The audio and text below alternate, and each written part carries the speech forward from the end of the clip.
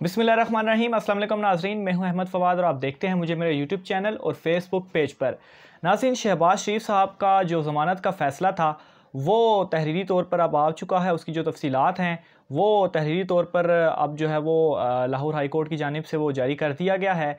वो जो तहरीरी फ़ैसला है, इस तहरीरी फ़ैसले के बाद मुस्लिम लीग नून की जानिब से एक मरतबा फिर जो है वो मिठाइयाँ बांटी जा रही हैं और दूसरी तरफ इस फ़ैसले को जो है वो काफ़ी क्रिटिसाइज़ भी किया जा रहा है और ये कहा जा रहा है कि शायद मतलब तनकीद करते हुए ये कहा जा रहा है कि ये फ़ैसला को देखकर इस तरह से लगता है कि शायद शहबाज शरीफ साहब ने जो है वो ये ख़ुद भी अगर वो इस तरह का फ़ैसला तहरीर करते तो उनसे जो है वो ऐसा फ़ैसला तहरीर ना होता, बल्कि वो भी एक मरतबा सोचते और मिठा जो है वो इसमें वो भी जो है वो कुछ कम रखते, क्योंकि बड़ा एक रिलीफ़ जो है वो इस फ़ैसले में जो है वो शहबाज शरीफ साहब को दिया गया है। लेकिन आज की व्लॉग में नाज़रीन मैं आपके सामने कुछ इस फ़ैसले से मुतल्लिक भी कुछ अहम पॉइंट्स है वो रखूँगा। साथ ही साथ में मैं आपके सामने इस केस से रिलेटेड कुछ सबूतों की जो तफसीलात हैं वो भी जो है वो मैं आपको बताऊंगा, जिसके बाद आप जब ये सुनेंगे तो आपको मालूम होगा कि कैसे मुस्लिम लीग नून जो है, जो कि भी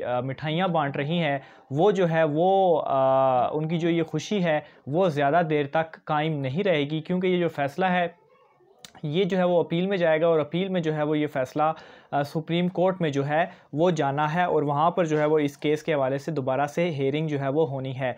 सबसे पहले तो नाज़रीन, जो शहबाज शरीफ साहब का जो फ़ैसला आया है ज़मानत का तफसीली, उसकी कुछ पॉइंट्स हैं, कुछ डिटेल्स हैं, वो आप पहले सुन लें, फिर उसके बाद मज़ीद जो है वो आगे चलते हैं। अच्छा नाज़रीन, फ़ैसला जो है वो 3 रुकनी ये बेंच था। पहले तो सॉरी माफ़ कीजिएगा, पहले तो 2 रुकनी बेंच था।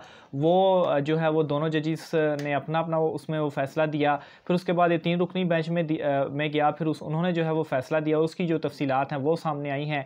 फ़ैसले में नाज़रीन ये कहा गया कि ज़मानत मंजूर करने के लिए 5 अहम फ़ैसलों पर इसमें एक तो इन्हिसार किया गया है। फ़ैसले में लिखा गया है कि प्रोसिक्यूशन से अखलाकियात के आला मेयार की तवक्को की जाती है। अवामी ओहदे पर करप्ट शख्स आ जाए तो जमहूरी निज़ाम पर अवाम का एतमाद चकनाचूर हो जाता है। अवामी नुमाइंदे पर करप्शन के इल्ज़ामात से सियासी नुकसान पहुँचता है, जो शिकस्त की एक किस्म है। पब्लिक ऑफिस होल्डर को 100% मिस्टर क्लीन होना चाहिए। फ़र्द की आज़ादी के बुनियादी असूल मद्देनज़र रखना अदालत की ज़िम्मेदारी है। आज़ादी के बुनियादी असूलों की बिना पर ज़मानत मंजूर या मुस्तरद की जाती है। अदालत ज़मानत बाद अज़ गिरफ़्तारी में आज़ादी के असूलों पर आंखें बंद नहीं रख सकती। शहबाज शरीफ केस मज़ीद इंक्वायरी का मतकाज़ी है। शहबाज शरीफ ने कोई जायदाद ख़रीदी, ना ही इनकी मलकियत है। इनके अकाउंट में टीटीज़ आने का कोई सबूत भी नहीं दिया गया। ये नाज़रीन पॉइंट जहन में रखिएगा, क्योंकि इसके ऊपर मैं आपसे जो है वो कुछ अहम चीज़ें जो हैं वो मैं आपके सामने रखूँगा। इनके अकाउंट में टीटीज़ आने का कोई सबूत भी नहीं दिया गया। इनके फैमिली मेम्बर्स का इनके ज़ेरे कफ़ालत होने का बराह रास्त सबूत नहीं दिया गया। प्रोसिक्यूशन के शहबाज शरीफ पर मनी लॉन्ड्रिंग के इल्ज़ाम को बतौर नाकाबिले तरदीद सच नहीं माना जा सकता। फैसले में नाज़रीन मज़ीद ये कहा गया है कि प्रोसिक्यूशन ने ट्रायल कोर्ट में 110 गवाहान की बुनियाद पर अभी शहबाज शरीफ के ख़िलाफ़ अपना केस कायम करना है। शहबाज शरीफ को सज़ा सुनाए जाने या इनके बरी होने के बराबर इम्कानात है। अदालत मुतफ़िक़ा तौर पर समझती है कि संजीदा वजूहात के बायस शहबाज शरीफ शक का फ़ायदा दिए जाने के अहल हैं। अच्छा, शहबाज शरीफ के ख़िलाफ़ अदम सबूत पर बेंच जस्टिस सरदार मोहम्मद सरफराज डोगर के ज़मानत देने के फ़ैसले से मुत्तफ़िक़ है। शहबाज शरीफ को ज़मानत ना देने वाले जस्टिस असजद जावेद ने ज़राए आमदनी टैक्स रिटर्न्स में डिक्लेयर करने पर मज़हर हुसैन आसिफ की ज़मानत मंजूर की थी। इमरान खान न्याजी केस में करार पाया कि मरियम नवाज़ को वालिद की ज़ेरे कफ़ालत नहीं कहा जा सकता। अहले खाना के साथ रहना मरियम नवाज़ को ज़ेरे कफ़ालत साबित नहीं करता। इसके अलावा नाज़रीन, फ़ैसले पर 26 करोड़ 90 लाख के असासों का इल्ज़ाम तो लगाया गया, लेकिन कोई सबूत नहीं दिया गया। शहबाज शरीफ के ज़राए आमदन साबित करने के लिए नैब ने कोई तफ्तीश नहीं की। नैब ने एतराफ़ किया कि शहबाज शरीफ पर किक बैक्स या नाजायज़ रकूम वसूल करने का इल्ज़ाम नहीं। अच्छा, ये दूसरा पॉइंट है नाज़रीन, किक बैक्स या नाजायज़ रकूम वसूल करने का इल्ज़ाम नहीं, ये भी जहन में रखिएगा। इस पर भी आपके सामने मैं कुछ चीज़ें जो है वो पेश करूँगा। अच्छा, बेदिली से शहबाज शरीफ को मुजरिम साबित करने की कोशिश के बावजूद नैब सबूत देने की जिम्मेदारी से बरी नहीं हो सकता। इल्ज़ाम साबित करने का सारा बोझ हमेशा प्रोसिक्यूशन पर होता है। तो ये नाज़रीन वो जो फ़ैसला है उस फ़ैसले की डिटेल्स हैं जो कि मैंने आपके सामने रखी। अब नाज़रीन जिस तरह से शहबाज शरीफ साहब को आपके सामने मैंने इस वाले से डिटेल्स रखी थी कि किस तरह से उन्हें बाहर जाने की इजाज़त दी जाती है, और ये जो इजाज़त है यकीनन ये जो हमारा निज़ाम है इसकी एक क्लियर तस्वीर जो है वो आपके सामने पेश करता है कि किस तरह से एक ही दिन में जो है वो दरख्वास्त एतराज़ात भी उठते हैं, वो केस दरख्वास्त समाअत के लिए भी मुकर्रर होती है और फिर एक ही दिन में जो है वो इजाज़त भी मिल जाती है। क्योंकि शहबाज शरीफ साहब जो हैं वो ऑलरेडी मफरूर जो एक मुजरिम हैं नवाज़ शरीफ साहब, उनकी वो गारंटी दे चुके थे, और ऐसे शख्स की गारंटी कि जो अभी तक वो ख़ुद वापस नहीं आए, उनकी गारंटी ही जो है वो पूरी नहीं कर सके, तो अपनी गारंटी के वो किस तरह से देने के अहल हो गए और वो जो है वो उन्हें बाद में जो है वो इजाज़त मिल जाती है।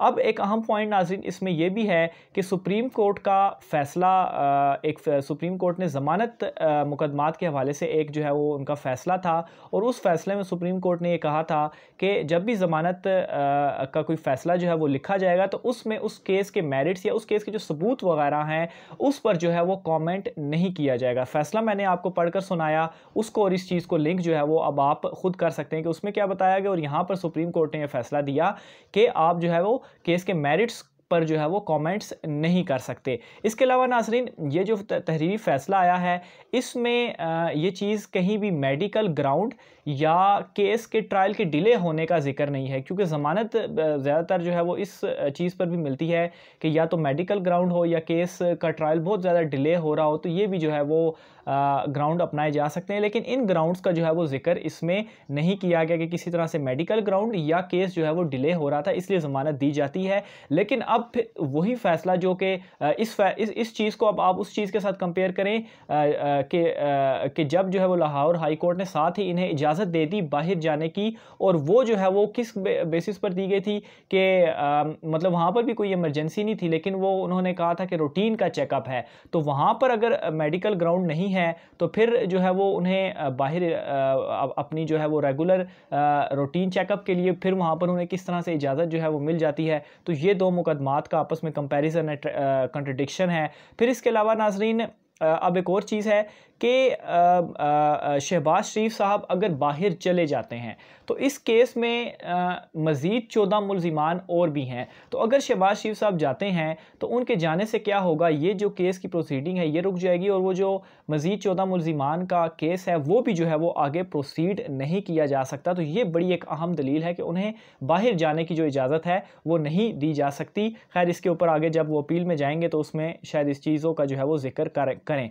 फिर इसके अलावा नाज़रीन ये चीज़ भी कही गई फ़ैसले में कि नैब ने कहा कि शहबाज शरीफ का डायरेक्ट लिंक जो है वो किसी टीटी के साथ नहीं है। अच्छा, ये बात मैंने उस वक्त भी आपको कहा था अपने जहन में रखनी है, मैं इसके ऊपर आपको कुछ डिटेल्स बताऊंगा।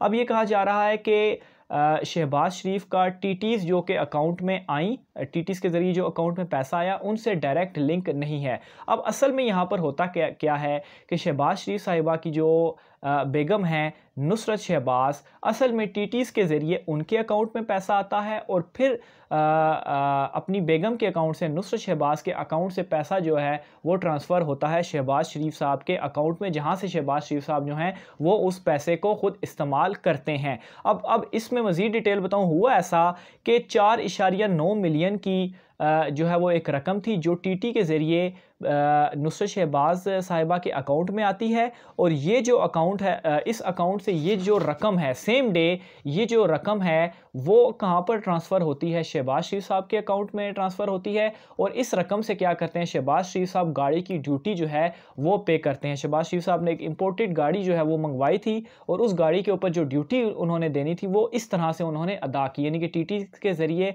नुसरत शहबाज साहिबा के अकाउंट में पैसे आते हैं और उसी सेम डे जो है वो पैसे पैसे ट्रांसफ़र हो जाते हैं शहबाज शरीफ साहब के अकाउंट में, और वहाँ से जो है वो आगे ये ड्यूटी के ज़रिए जो है इसकी जो ड्यूटी है वो अदा कर दी जाती है। तो अब इसमें आप ख़ुद ये चीज़ देखें कि इसमें कितना डायरेक्ट जो है वो लिंक है कि सेम अमाउंट उनके अकाउंट में आती है, फिर उनके अकाउंट से आगे इनके अकाउंट में आती है, और ये जो है वो उस पैसे को आगे यूज़ करते हैं। तो ये एक इसका लिंक है। और अब यहाँ पर एक और भी चीज़ आप सोचें कि वो जो टीटीज़ आ रही हैं नुसरत शहबाज साहिबा के अकाउंट में, वो जो टीटी वो जो शख्स सेंड कर रहा है, पापड़ वाला ठेले वाला, बड़े इस हवाले से स्कैंडल आए हैं। आखिर वो बंदा इतनी बड़ी अमाउंट जो है वो इनके अकाउंट में क्यों वो सेंड कर रहा है? क्या उनके साथ उनका कोई लिंक है? नहीं, कोई उनके साथ लिंक है या नहीं, इस हवाले से भी कोई चीज़ें जो है वो सामने नहीं आई। और ये जो है वो किसी आम शख्स के साथ कभी ऐसा नहीं हुआ, या कभी आपके साथ ऐसा हुआ तो आप भी मुझे कमेंट बॉक्स में इस हवाले से अपनी राय दीजिएगा कि क्या कभी इस तरह से हुआ कि टीटी के ज़रिए कोई शख्स जो है वो आपके अकाउंट में जो है वो पैसे डाल देता है, और इतनी बड़ी रकम जो है वो डाल देता है, लेकिन यहाँ पर वो इस तरह से होता है। आखिर वो लोग कौन हैं जो कि ये ठेले वाले, पापड़ वाले, जहाँ से जो है वो आपकी टीटीज़ के ज़रिए पैसे आते हैं नुसरत शहबाज साहिबा के अकाउंट में, और वहाँ से फिर आपके अकाउंट में आते हैं, और वहाँ से फिर आप जो है वो उसको अपनी ड्यूटी देने में या दीगर मामलात के लिए जो है वो आप इस्तेमाल करते हैं। तो ये एक इल्ज़ाम तो है, ये चीज़ें तो हैं, और ये सबूत तो हैं जो कि नैब ने जो है वो पेश किए हैं। फिर इसके अलावा नवाज़ शरीफ साहब आज तक वो अपने जो लंदन फ्लैट्स के ज़राए हैं वो आज तक ज़ाहिर नहीं कर पाए कि आखिर वो लंदन फ्लैट्स जो हैं वो उन्होंने ख़रीदे कहाँ से। तो ये चीज़ें हैं नाज़रीन के वो तो कहते तो हैं कि ये ज़राए आमदन है, ये ज़राए आमदन है, फिर फ़ैसलों को भी जो है वो अपने लिहाज से अपनी मर्ज़ी से जो है वो उसको आगे अपनी सियासी मकासद के लिए इस्तेमाल करके तो उसको वो बताते हैं कि हमारी जो है वो फ़तह होगी, हमारी फ़तह होगी। बहरहाल जब ये फ़ैसला जो है वो अपील में जाएगा, सुप्रीम कोर्ट में जाएगा, तो वहाँ पर मेरे ख़्याल से ये काफ़ी फंसेंगे, क्योंकि ये तमाम चीज़ें जो है वो इनके हवाले से मौजूद हैं। अपनी राय का नाज़रीन कमेंट बॉक्स में इज़हार जो है वो ज़रूर कीजिएगा। आइंदा वीडियो में फिर मुलाकात होगी। अल्लाह हाफ़िज़।